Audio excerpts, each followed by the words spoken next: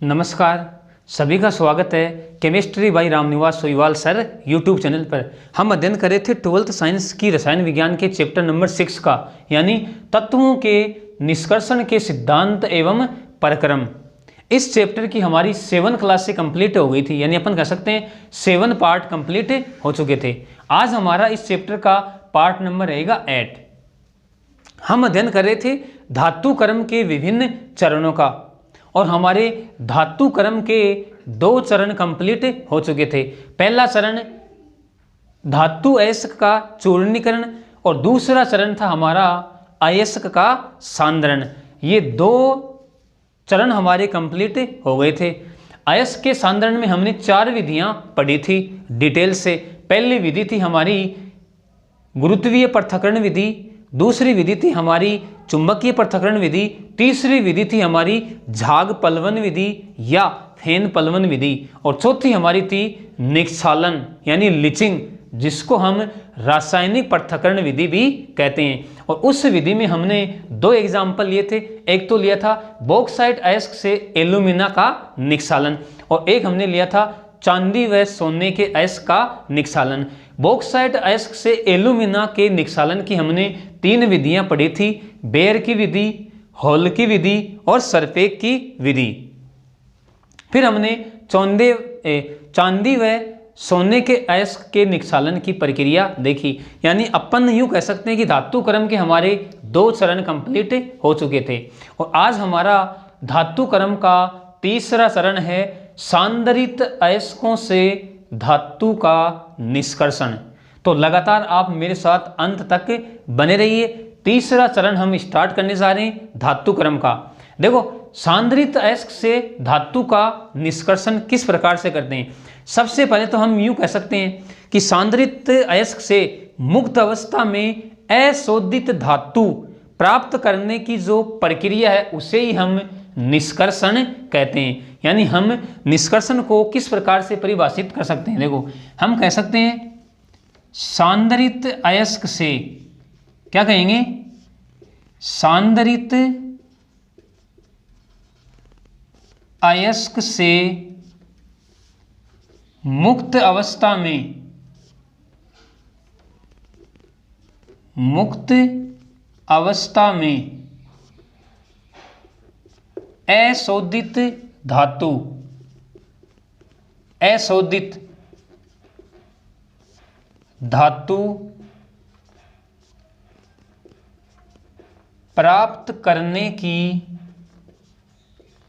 अशोधित धातु प्राप्त करने की प्रक्रिया को धातु का निष्कर्षण कहते हैं। धातु का निष्कर्षण यानी एक्सट्रैक्शन।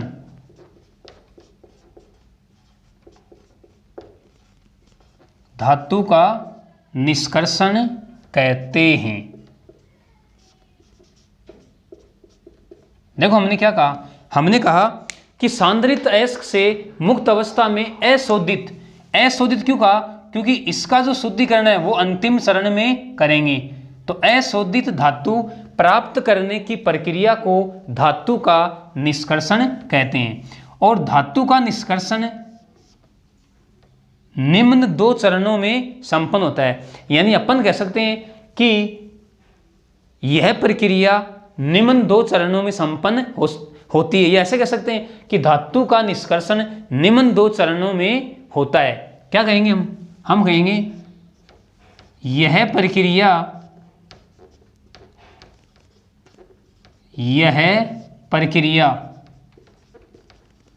निम्न 2 चरणों में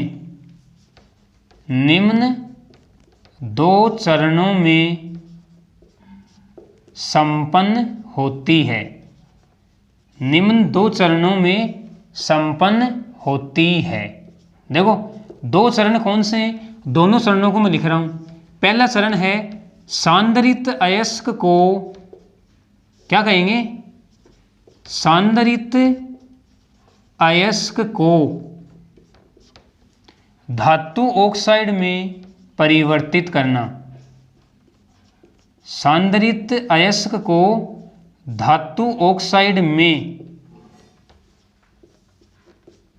परिवर्तित करना, परिवर्तित करना। और दूसरा चरण कौन सा रहेगा? धातु ऑक्साइड का, धातु ऑक्साइड का अशुद्ध धातु में,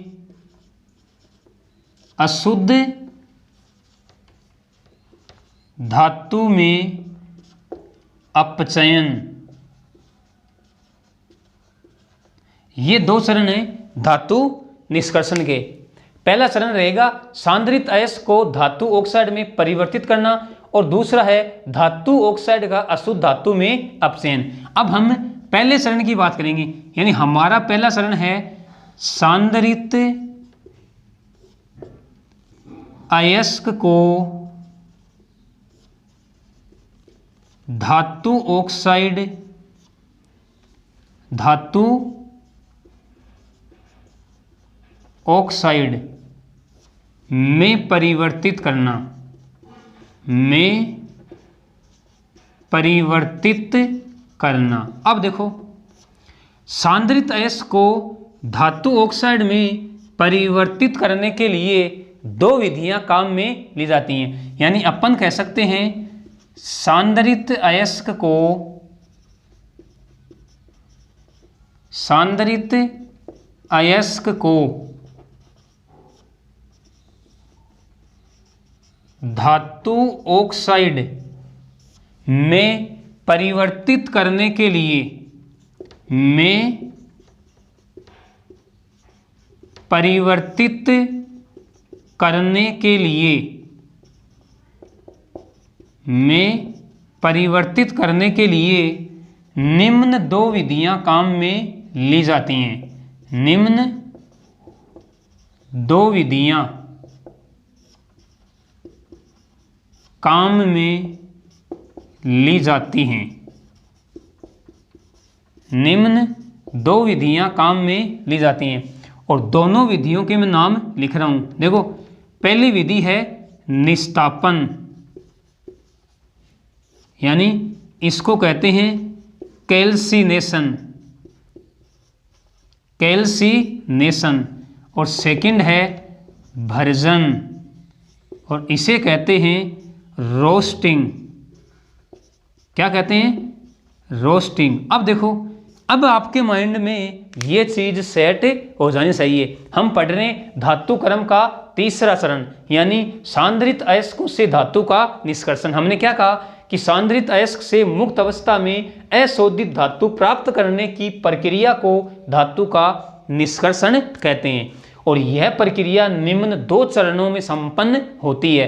पहला चरण है सांद्रित अयस्क को धातु ऑक्साइड में परिवर्तित करना और दूसरा चरण है धातु ऑक्साइड का अशुद्ध धातु में अपचयन।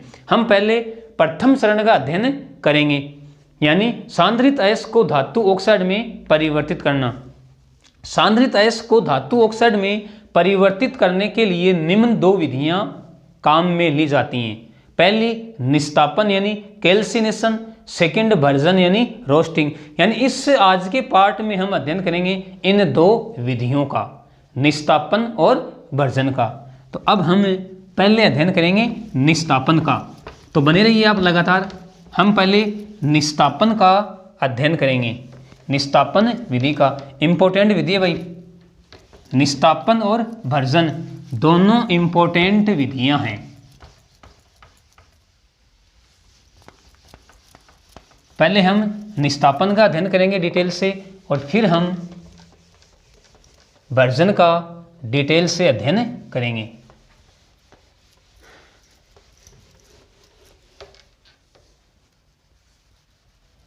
तो अब हमारी हेडिंग क्या रहेगी? निस्तापन यानी कैल्सिनेशन।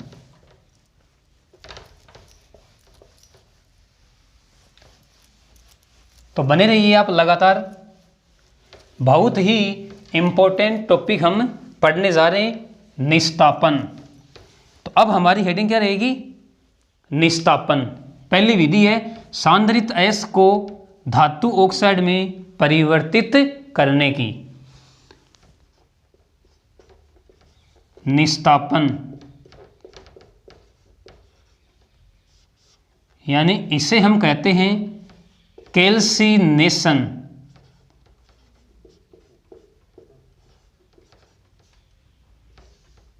देखो हम क्या कहेंगे, हम कहेंगे कि इस विधि में सांद्रित अयस्क को धातु के गलनांक से नीचे के ताप पर वायु की अनुपस्थिति में परावर्तनी भट्टी में इतना गर्म करते हैं कि अयस्क पिघले नहीं, और इस दौरान जलयोजित ऑक्साइड या हाइड्रोक्साइड तथा कार्बोनेट अयस्कों में उपस्थित वाष्पशील, या अपन ऐसे कह सकते हैं कि उपस्थित नमी, CO2, SO2 इत्यादि अलग हो जाती हैं।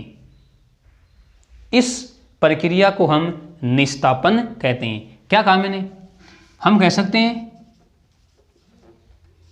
इस विधि में, या अपन कह सकते हैं इस प्रक्रिया में, एक ही बात है, इस विधि में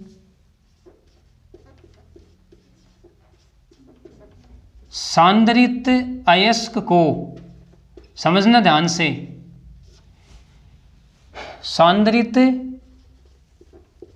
अयस्क को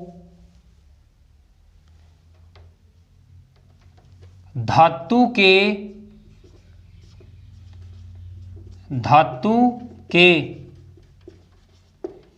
गलनांक से नीचे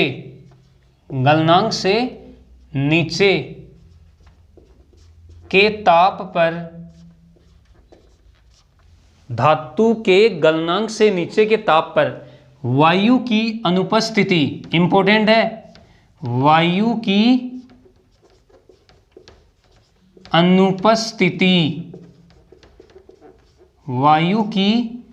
अनुपस्थिति में परावर्तनी भट्टी का क्या नाम है, परावर्तनी भट्टी में इतना गर्म करते हैं कि अयस्क पिघले नहीं,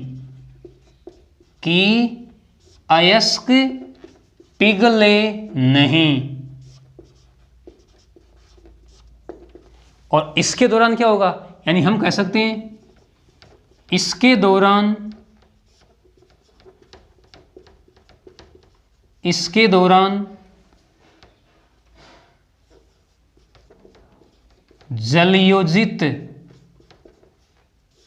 जलयोजित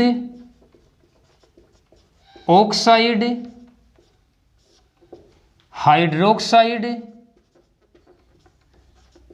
जलयोजित ऑक्साइड, हाइड्रोक्साइड तथा कार्बोनेट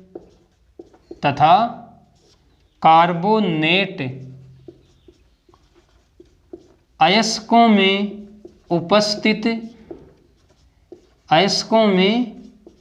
उपस्थित नमी, यानी जलवाष्प, यानी अपन कह सकते हैं H2O, नमी, CO2, SO2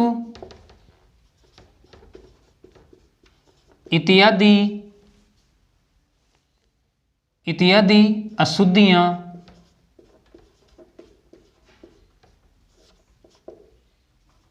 बाहर निकल जाती हैं, इत्यादि अशुद्धियां बाहर निकल जाती हैं या हट जाती हैं, तथा सैरंध्र, क्या कहेंगे, तथा सैरंध्र में धातु ऑक्साइड प्राप्त होता है, तथा सैरंध्र में धातु ऑक्साइड प्राप्त होता है।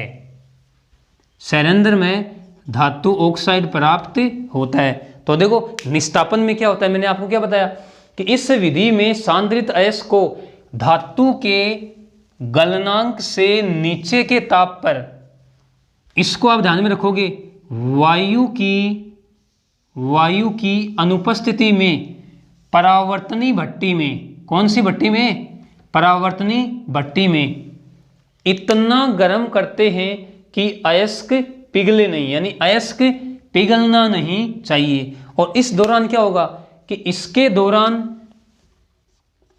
दौरान जलयोजित ऑक्साइड, हाइड्रोक्साइड तथा कार्बोनेट अयस्कों में उपस्थित नमी, CO2, SO2 इत्यादि अशुद्धियां बाहर निकल जाती हैं और सैरंध्र में धातु ऑक्साइड प्राप्त होता है। अब देखो, निस्तापन की प्रक्रिया में होने वाली कुछ अभिक्रियाओं के एग्जाम्पल हम ले रहे हैं। देखो, पहला एग्जाम्पल ले मैं Fe2O3.3H2O, इससे हम कहते हैं लिमोनाइट। क्या कहते हैं? लिमोनाइट, यानी हम इसे भूरा हेमेटाइट भी कहते हैं, भूरा हेमेटाइट। तो इस नाम को भी आप ध्यान में रखोगे। हम करवा रहे हैं इसका निस्तापन, यानी हम इसको धातु के गलनांक से नीचे के ताप पर वायु की अनुपस्थिति में परावर्तनी भट्टी में गर्म कर रहे हैं। तो क्या होगा? Fe2O3 + 3H2, यानी जो नमी थी, जो जलवाष्प थी, वो हट जाएगी और हमें सैरंध्र धातु ऑक्साइड प्राप्त हो जाएगा। इसी प्रकार दूसरा एग्जाम्पल ले मैं बॉक्साइट का Al2O3.2H2, बॉक्साइट। यहां पर अपन लिख सकते हैं निस्तापन। ये लो, तो क्या होगा? Al2O3 + 2H2O। इसी प्रकार हम कुछ कार्बोनेट अयस्क लेते हैं, जैसे ZnCO3, निस्तापन, यानी ये है कैलामाइन। क्या है? कैलामाइन। तो इसमें से कार्बन डाइऑक्साइड हट जाएगी, CO2। इसी प्रकार एग्जाम्पल ले मैं लाइमस्टोन का CaCO3। यहां पर अपन लिख सकते हैं निस्तापन। ये है लाइमस्टोन, यानी हम इसको चूना पत्थर कहते हैं, लाइमस्टोन। तो क्या होगा? इससे भी CO2 गैस निकल जाएगी, यानी वाष्प अवस्था में। चाहो तो आप यहाँ पे G दिखा सकते हो। CO2 अलग होगी और इससे भी CO2 अलग होगी। एक एग्जाम्पल अपन ले सकते हैं डोलोमाइट का। देखो, CaCO3.MgCO3, इसे हम कहते हैं डोलोमाइट। निस्तापन, तो देखो नाम है इसका डोलोमाइट। क्या नाम बताया मैंने? डोलोमाइट।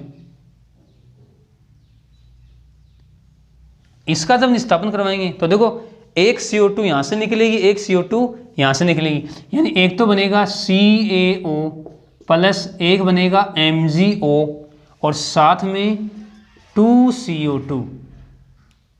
तो ये कुछ अभिक्रियाएं हैं जो निस्तापन की प्रक्रिया के दौरान संपन्न होती हैं, तो इनको भी आप याद रखोगे। तो ये हमने निस्तापन की जो प्रक्रिया उसका अध्ययन कर लिया। अब हम ले रहे हैं सेकंड वर्जन। देखो, वर्जन भी परावर्तनी भट्टी में संपन्न होती है। अंतर क्या रहेगा? वर्जन में वायु की उपस्थिति रहेगी, बस इसका ध्यान रखोगे आप। वर्जन की प्रक्रिया वायु की उपस्थिति में संपन्न होती है, जबकि निस्तापन वायु की अनुपस्थिति में संपन्न होती है। तो अब हम सेकंड विधि ले रहे हैं। सांद्रित अयस्क को धातु ऑक्साइड में परिवर्तित करने की सेकंड विधि कौन सी रहेगी? भर्जन, जिसे हम रोस्टिंग कहते हैं। क्या कहते हैं? रोस्टिंग। तो अब हमारी सेकंड विधि इंपॉर्टेंट है, दोनों विधियों पे आप स्टार लगा लोगे। सेकंड आ रही है हमारी भर्जन और इसे हम कहते हैं रोस्टिंग। क्या कहते हैं? रोस्टिंग। देखो इसमें क्या कहेंगे, इसमें हम कहेंगे कि इस विधि में सांद्रित अयस्क को धातु के गलनांक से नीचे के ताप पर वायु के आधिक्य में परावर्तनी भट्टी में इतना गर्म करते हैं कि अयस्क पिघले नहीं। क्या कहेंगे? इस विधि में या इस प्रक्रिया में एक ही बात है, इस विधि में सांद्रित अयस्क को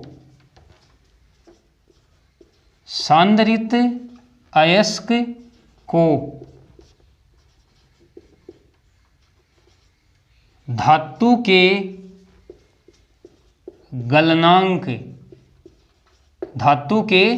गलनांक से नीचे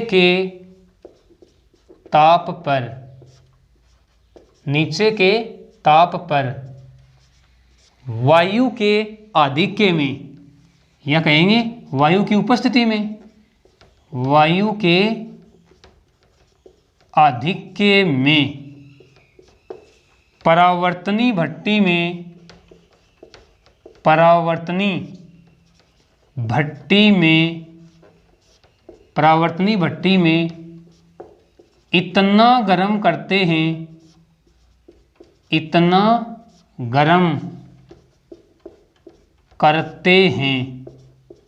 इतना गर्म करते हैं कि अयस्क पिघले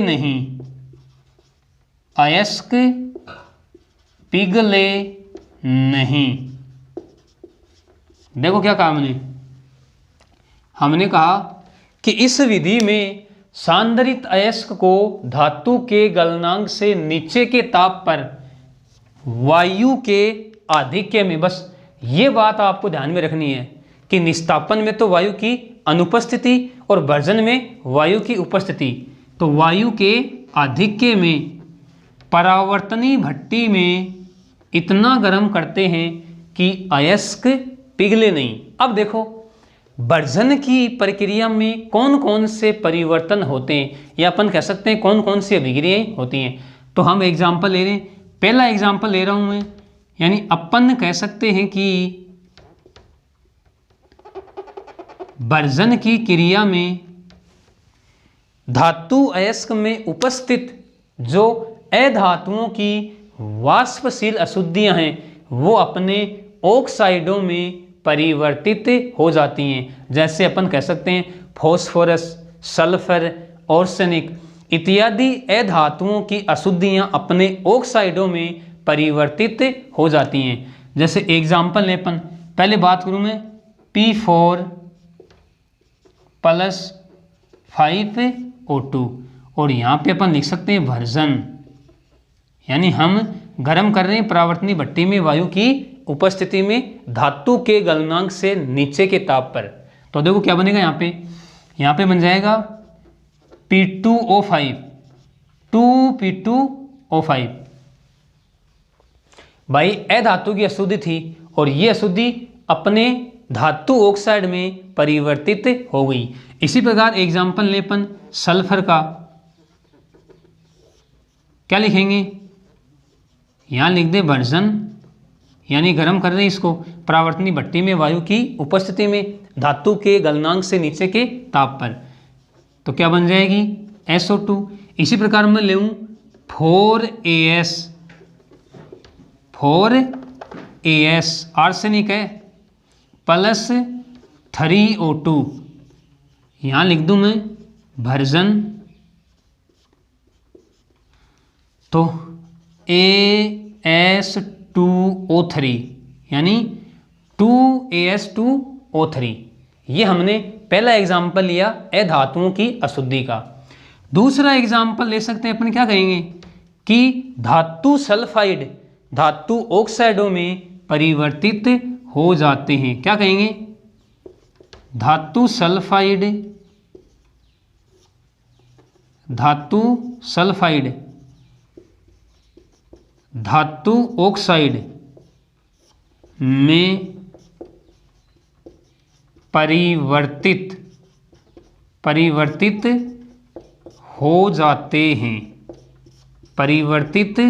हो जाते हैं, जैसे एग्जाम्पल लें अपन, देखो मैं ले लूँ ZnS का 2ZnS प्लस 3O2, यहाँ अपन लिख दे वर्जन।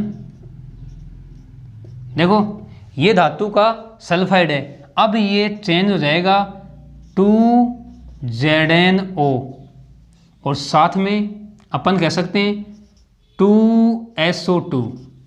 इसी प्रकार एग्जाम्पल लें अपन PbS का 2PbS प्लस 3O2, यहाँ पर अपन लिख सकते हैं वर्जन और क्या बनेगा, देखो 2PbO और साथ में 2SO2।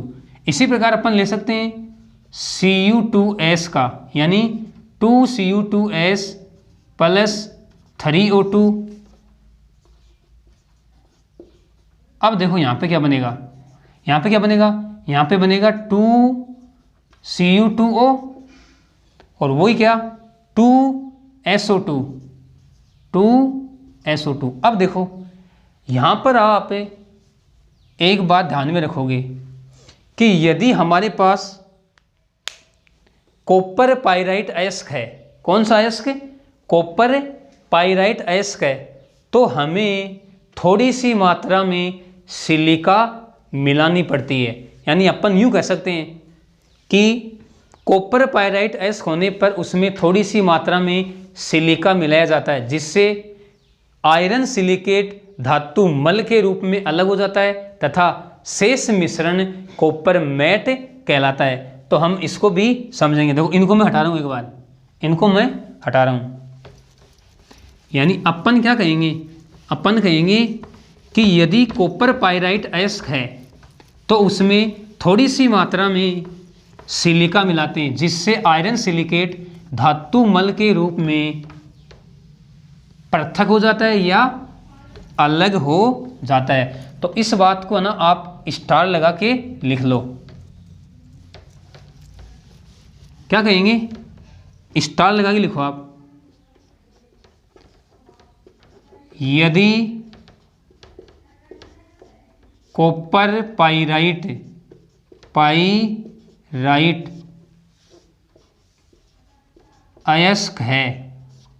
अयस्क है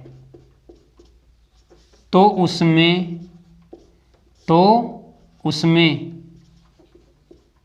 थोड़ी सी मात्रा में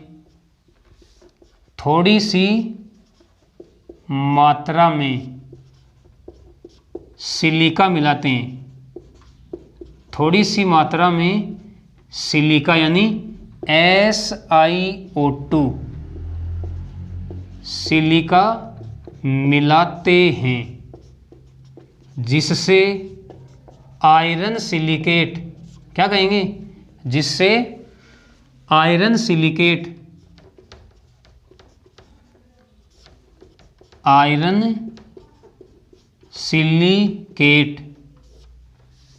धातु मल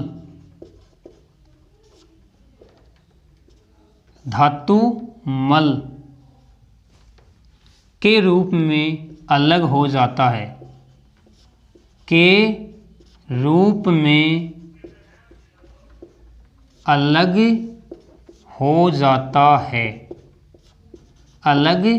हो जाता है तथा शेष मिश्रण, क्या कहेंगे, शेष मिश्रण कॉपर मेट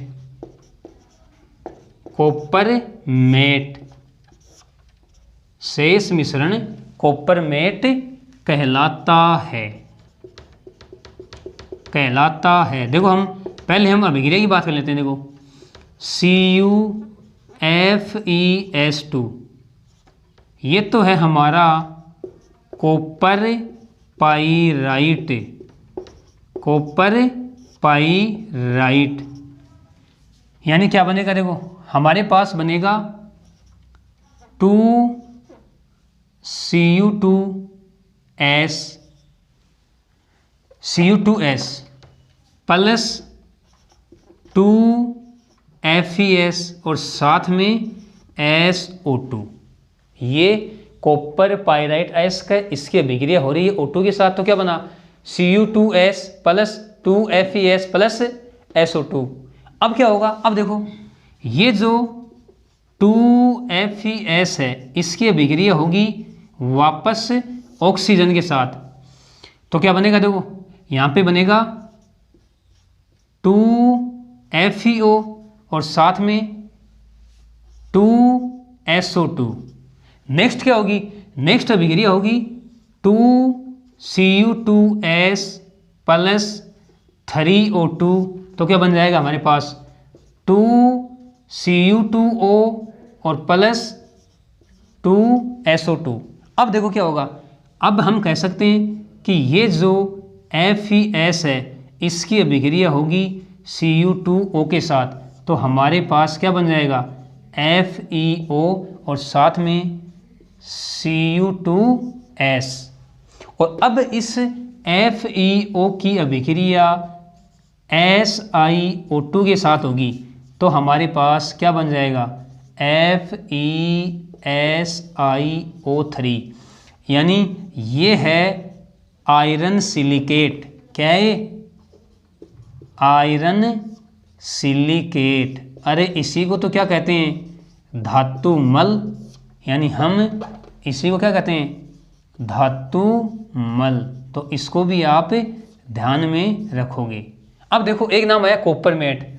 कॉपरमेट क्या होता है, इसके बारे में आपको और थोड़ा पता होना चाहिए। देखो कॉपरमेट हम कहेंगे Cu2S प्लस Cu2O के मिश्रण को। यानी ये तो रहा हमारा Cu2O और ये रहा हमारा Cu2S, तो Cu2S और Cu2O का जो मिश्रण है वो ही कॉपरमेट कहलाता है। तो इस स्टार को भी आप ध्यान में रखोगे। तो हमने दो परिवर्तन देख लिए, अब हम ले रहे हैं तीसरा परिवर्तन। तीसरे परिवर्तन के रूप में हम क्या कह सकते हैं, हम कह सकते हैं कि कुछ धातु सल्फाइड धातु सल्फेट में परिवर्तित हो जाते हैं। क्या कहेंगे, कुछ धातु सल्फाइड धातु सल्फेट में परिवर्तित हो जाते हैं। तो हम भर्जन की प्रक्रिया में होने वाले परिवर्तनों का या होने वाली अभिक्रियाओं का नेक्स्ट एग्जाम्पल ले रहे हैं हम। यानी अपन तीसरा एग्जाम्पल कह सकते हैं इसे। देखो दो एग्जाम्पल ले लिए हमने। पहला एग्जाम्पल तो हमने लिया किसका, अधातु की अशुद्धियों का जो अपने ऑक्साइडों में परिवर्तित हो जाती हैं। और दूसरा एग्जाम्पल लिया हमने धातु सल्फाइड धातु ऑक्साइडों में परिवर्तित हो जाते हैं। अब तीसरा एग्जाम्पल ले रहा हूँ मैं। यानी तीसरे एग्जाम्पल में हम क्या कह सकते हैं, हम कह सकते हैं कुछ धातु सल्फाइड, क्या कहेंगे, कुछ धातु सल्फाइड धातु सल्फेट में परिवर्तित हो जाते हैं। धातु सल्फेट में परिवर्तित हो जाते हैं, परिवर्तित हो जाते हैं। जैसे हम एग्जाम्पल की बात करें, देखो मैं ले यहाँ पे ZnS प्लस 2O2, यहाँ पे लिख सकते हैं अपन भर्जन। अब देखो ये क्या है, ये सल्फाइड है, जिंक का सल्फाइड है। यानी ये चेंज हो जाएगा ZnSO4 में। इसी प्रकार हम एग्जाम्पल ले सकते हैं PbS प्लस 2O2 और यहाँ पर भी हम लिख सकते हैं भर्जन।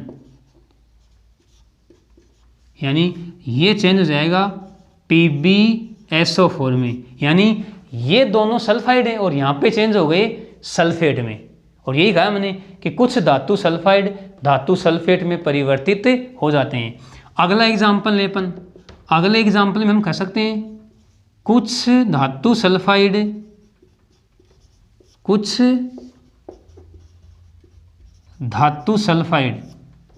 धातु क्लोराइड में परिवर्तित हो जाते हैं। क्या कहेंगे? कुछ धातु सल्फाइड धातु क्लोराइड में परिवर्तित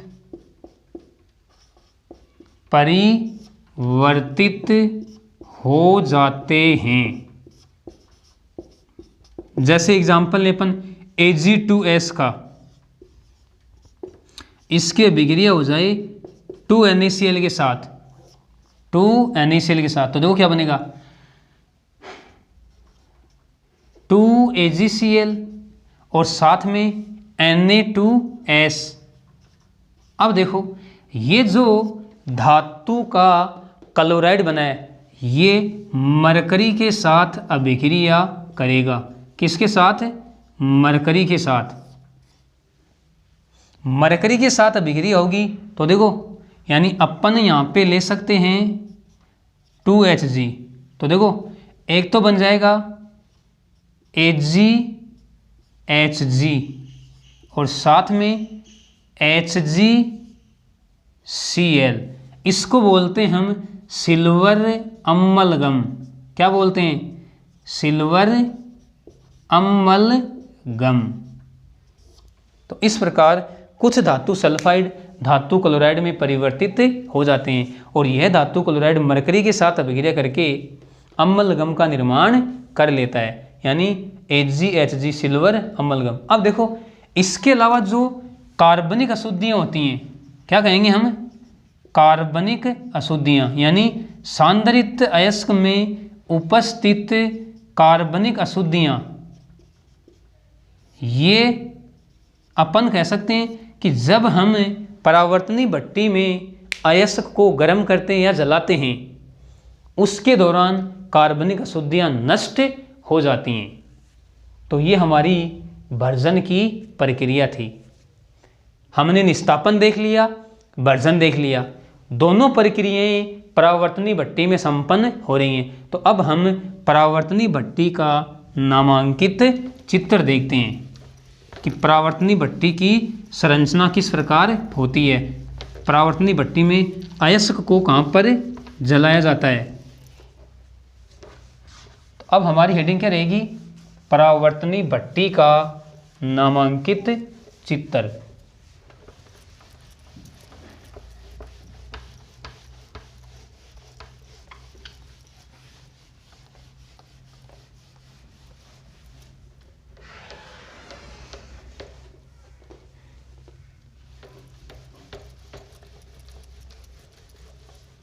बने रहिए आप लगातार। आज की हमारी क्लास बड़ी ही इम्पोर्टेंट क्लास रहने वाली है।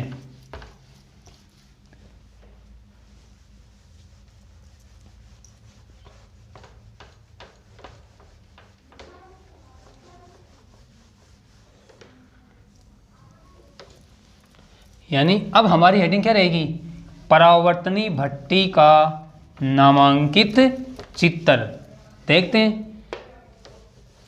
कि परावर्तनी भट्टी का नामांकित चित्र किस प्रकार का होता है। तो अब हमारी हेडिंग क्या रहेगी?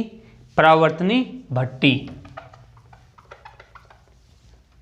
क्योंकि हमें पता है कि निस्तापन व भर्जन दोनों प्रक्रियाएं परावर्तनी भट्टी में संपन्न होती हैं।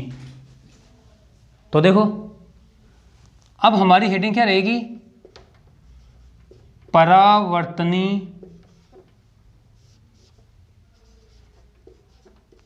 भट्टी। यानी अपन कह सकते हैं कि परावर्तनी भट्टी का डायग्राम किस प्रकार का होता है। तो देखो मैं यहाँ पे परावर्तनी भट्टी का डायग्राम बना रहा हूँ। देखो ध्यान से आप समझेंगे डायग्राम को कि किस प्रकार से मैं डायग्राम बना रहा हूँ।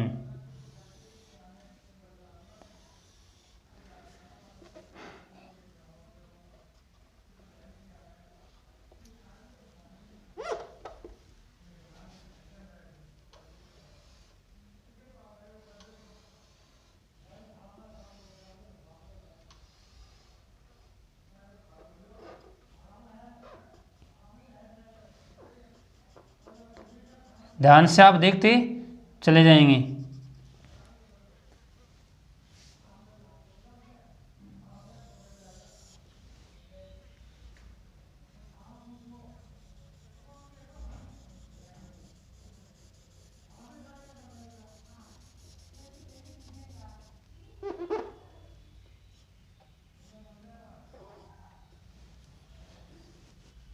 देखो इस परावर्तनी भट्टी की जो छत है वो होती है मेहराबदार या मेहराबदार, जिसको हम अवतल छत भी कह सकते हैं।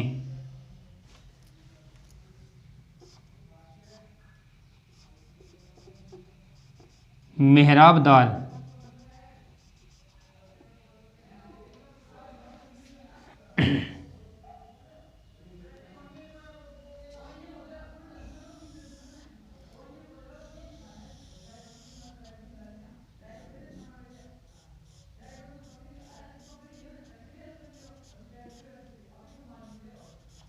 यहाँ पे अयस्क को रखा जाता है, सांदरित अयस्क को, यानी जिसको हम वर्जित या निस्तापित करवाते हैं।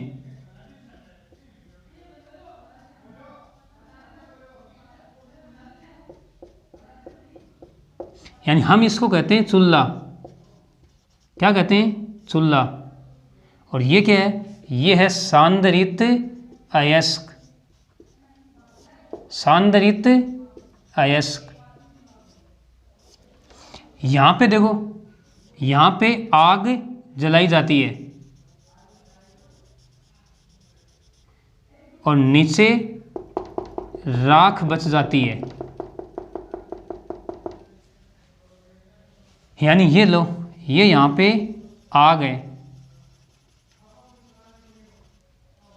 यहां से आग की लपटें, या अपन कह सकते हैं कि आग की गर्म हवाएं निकलेंगी और इस छत से टकराती हुई इस सांदरित अयस्क को गर्म करती हैं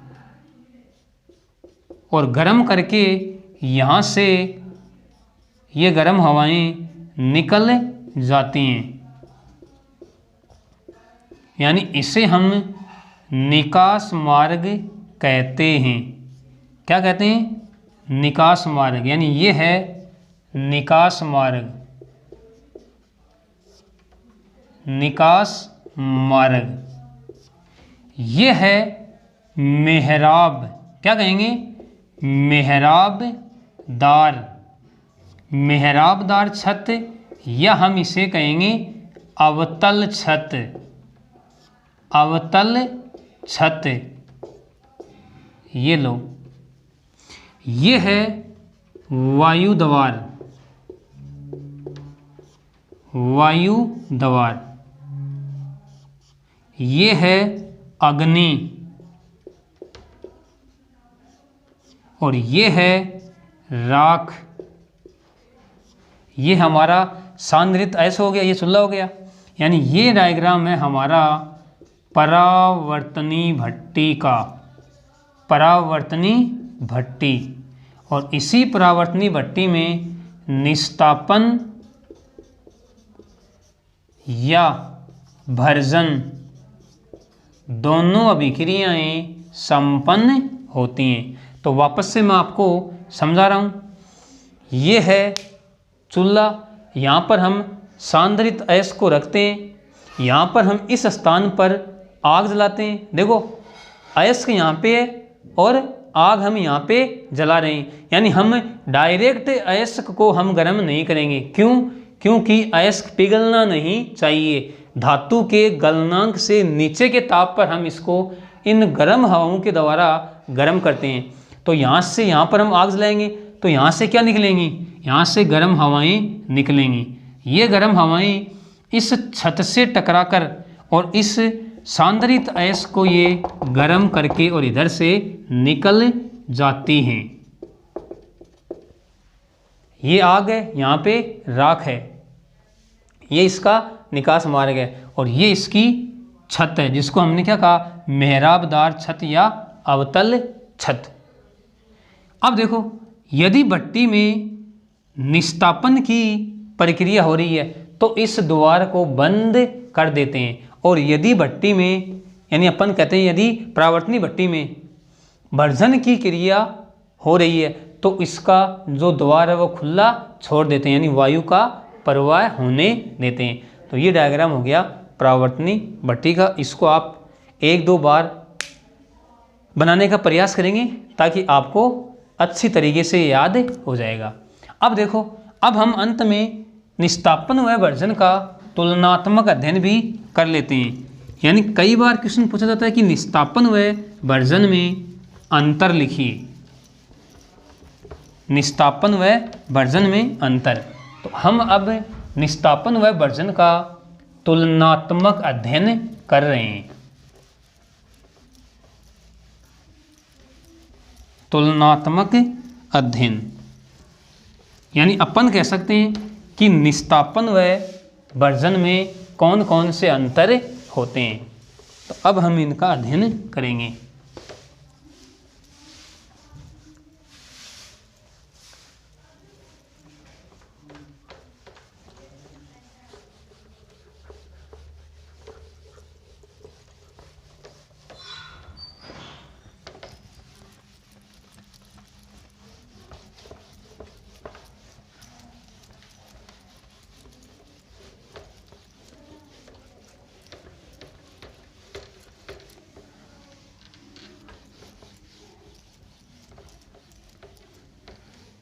यानी अब हमारी हेडिंग क्या रहेगी, निस्तापन व भर्जन में अंतर।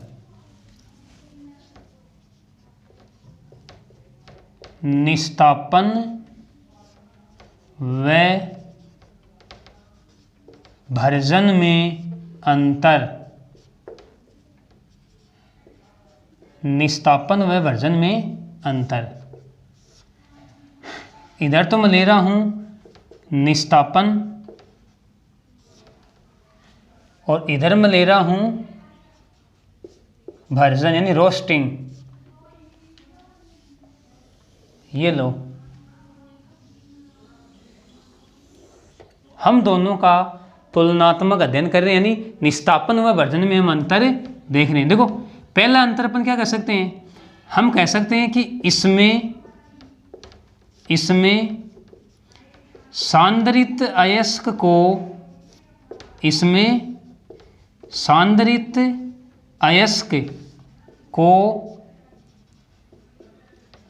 धातु के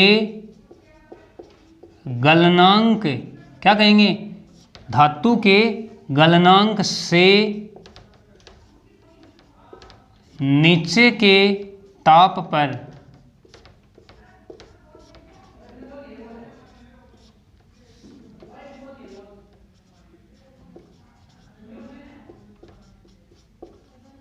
वायु की अनुपस्थिति में गर्म किया जाता है। गर्म किया जाता है। क्या कहा हमने कि इसमें सांद्रित अयस्क को धातु के गलनांक से नीचे के ताप पर वायु की अनुपस्थिति में गर्म किया जाता है। ये हमारा निस्तापन में पहला अंतर हो गया। भर्जन में क्या कहेंगे हम कि इसमें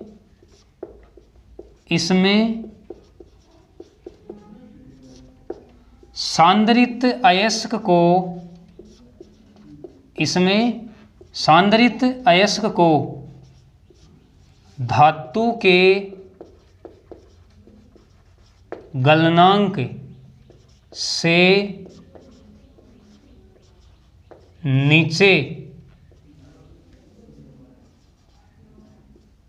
के ताप पर वायु के आधिक्य में, देखो ये अंतर है मेन, यानी यहां पर तो वायु की अनुपस्थिति और यहां पे वायु की उपस्थिति, ये अपन कह सकते हैं वायु के आधिक्य यानी अधिकता,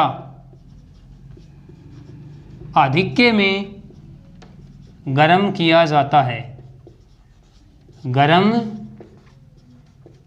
किया जाता है। देखो हमें ये तो पता है ही कि दोनों प्रक्रियाएं परावर्तनीय भट्टी में संपन्न होती हैं, तो यहाँ पे मैंने ये नहीं लिखा है कि परावर्तनीय भट्टी में, क्योंकि हमें पता है ये प्रक्रिया भी परावर्तनीय भट्टी में संपन्न होती है और ये प्रक्रिया भी परावर्तनीय भट्टी में संपन्न होती है। अब देखो दूसरा अंतर ले रहे हैं हम क्या कह सकते हैं, हम कह सकते हैं कि सामान्यतया, क्या कहेंगे, सामान्यतया जलयोजित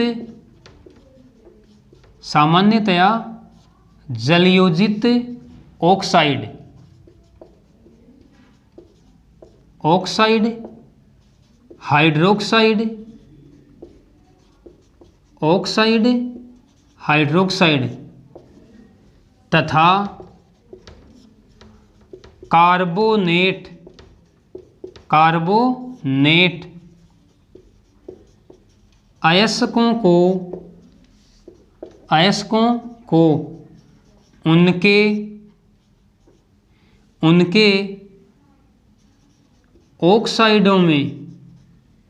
तथा कार्बोनेट अयस्कों को उनके ऑक्साइडों में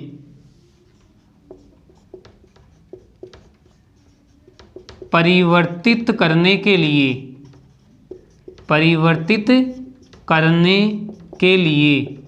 इस प्रक्रिया का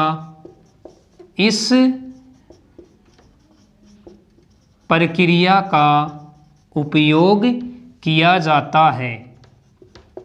इस प्रक्रिया का उपयोग किया जाता है। क्या कहा हमने कि सामान्यतया जलयोजित ऑक्साइड, हाइड्रोक्साइड तथा कार्बोनेट अयस्कों को उनके ऑक्साइडों में परिवर्तित करने के लिए इस प्रक्रिया का उपयोग किया जाता है। और वर्जन में हम क्या कहेंगे, सामान्यतया धातु सल्फाइडों को धातु ऑक्साइडों में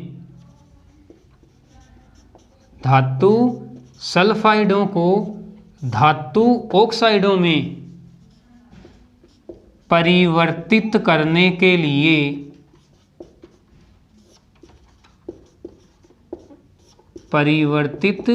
करने के लिए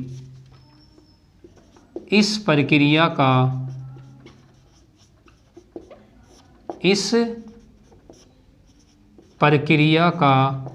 उपयोग किया जाता है।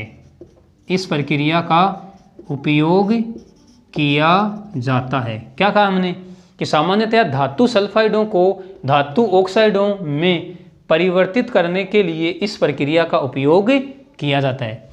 तीसरे अंतर में हम क्या कह सकते हैं, हम कह सकते हैं कि इसमें धातु अयस्क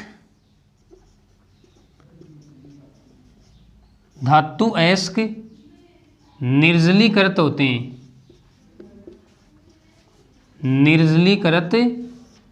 होते हैं तथा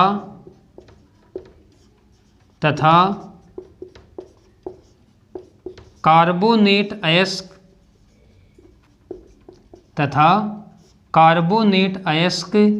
अपघटित होते हैं।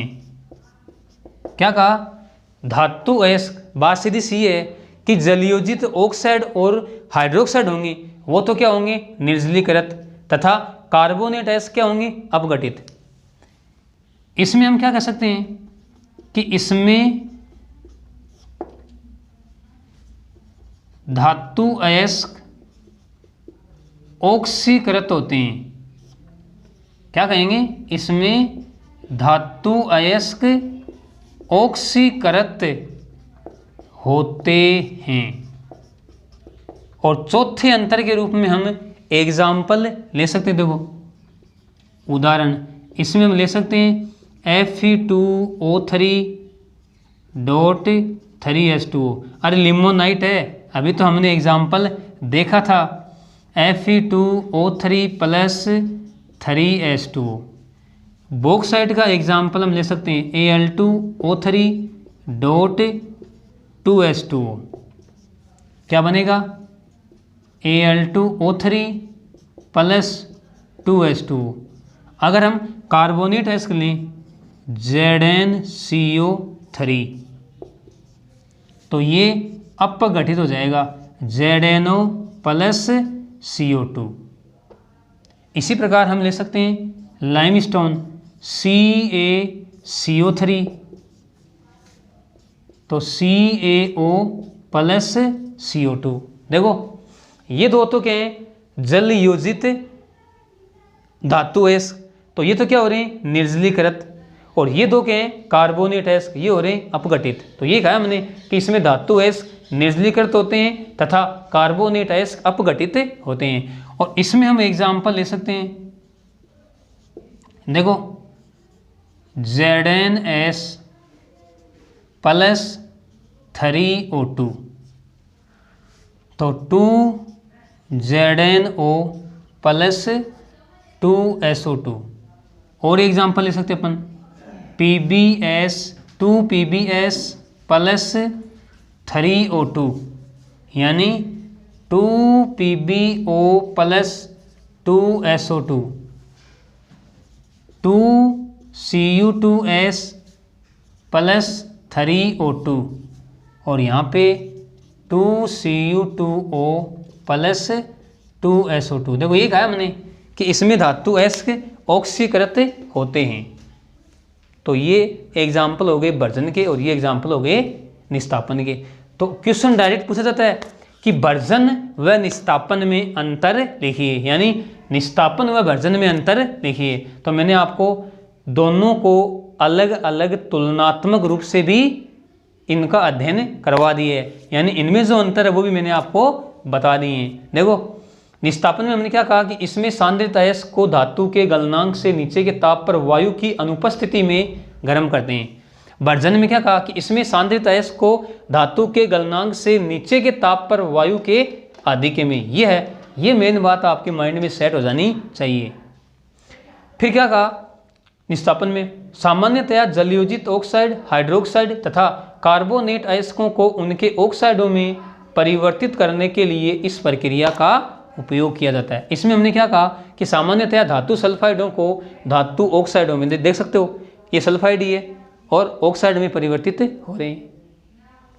फिर हमने क्या कहा इसमें कि इसमें धातु अयस्क निर्जलीकृत होते हैं और कार्बोनेट अयस्क अपघटित होते हैं। इसमें कहा कि इसमें धातु अयस्क ऑक्सीकृत होते हैं, यानी अपन कह सकते हैं कि इस आज के पार्ट में हमने जो धातु क्रम का तीसरा चरण था धातु का निष्कर्षण, और फिर उसमें हमने दो चरण देखे थे। पहला चरण सांद्रित अयस्क का धातु ऑक्साइड में परिवर्तन, वो चरण कंप्लीट हो चुका है। सेकंड चरण हम नेक्स्ट पार्ट में लेंगे, यानी धातु ऑक्साइड का अशुद्ध धातु में अपचयन। तो इस क्लास के लिए इतना ही। ओके, धन्यवाद।